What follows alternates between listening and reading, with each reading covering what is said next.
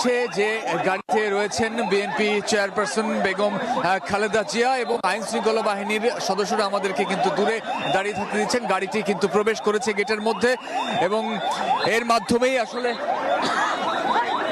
বেগম খালেদা জিয়ার যে বিদেশ যাত্রা উন্নত চিকিৎসার জন্য, সেটির জন্য তিনি যে 8টার দিকে ফিরোজা থেকে বের হয়েছিলেন, সেই যাত্রা, তার সড়ক পথের যাত্রা শেষ হলো। এখন আকাশপথে তিনি লন্ডনের উদ্দেশ্যে রওনা দিবেন এবং সেইখানে আইসিইউ থেকে শুরু করে সব ধরনের অত্যাধুনিক সর্বাধুনিক সুবিধা রয়েছে, যে সুবিধা গুলো সেই বিমানের মধ্যে রয়েছে, যাতে কোনো ধরনের কোনো শারীরিক অসঙ্গতি দেখা দিলে যাতে সঙ্গে সঙ্গে ব্যবস্থা নেওয়া যায়। বলে রাখি, এর আগে 18 বার আবেদন করেও কিন্তু বিএনপি চেয়ারপারসনের পরিবার এবং দলের পক্ষ থেকে বারবার আবেদন করা হলেও সেই আবেদন প্রত্যাহার করেছে।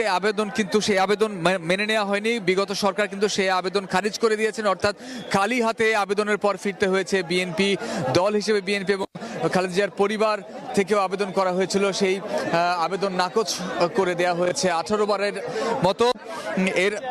এছাড়াও আসলে রাজনৈতিকভাবে প্রতিহিংসা পরায়ণ হয়ে অনেক ধরনের ঘটনাই ঘটানো হয়েছে বলে বিএনপি নেতারা বলেছেন, যেটি আমরা দেখেছি যে তার সাজার মেয়াদ বাড়ানো হয়েছে, মিথ্যা মামলা দিয়ে তাকে ফাঁসানো হয়েছে, যেগুলো আদালতে পরবর্তীতে ভুল প্রমাণিত হয়েছে। সবকিছু অবসান ঘটিয়ে যে বিদেশ যাত্রা উন্নত চিকিৎসার জন্য আরো আগে নিতে পারলে তিনি আরো বেশি সুস্থ হতেন, বিএনপি নেতাকর্মীরা বলছেন।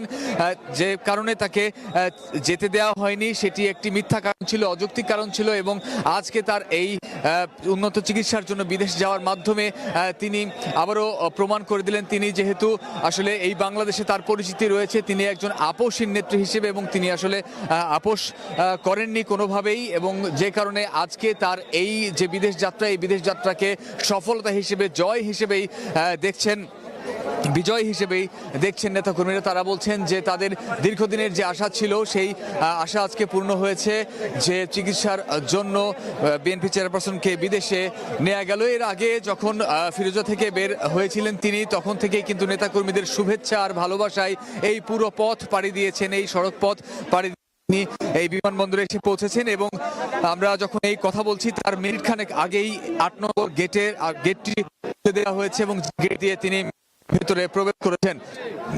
আমরা এখনো দেখতে পাচ্ছি এখানে অসংখ্য নেতাকর্মীদের উপস্থিতি রয়েছে, যে নেতাকর্মীরা তাকে শুভেচ্ছা জানিয়েছেন এবং তার সুস্থ হয়ে ফিরে প্রত্যাশা করেছেন, প্রার্থনা করছেন যে তিনি যেন সুস্থ হয়ে বাংলাদেশে ফিরে এসে পুনরায় ধরতে পারেন। তো আমরা এখন পর্যন্ত যেটি দেখছি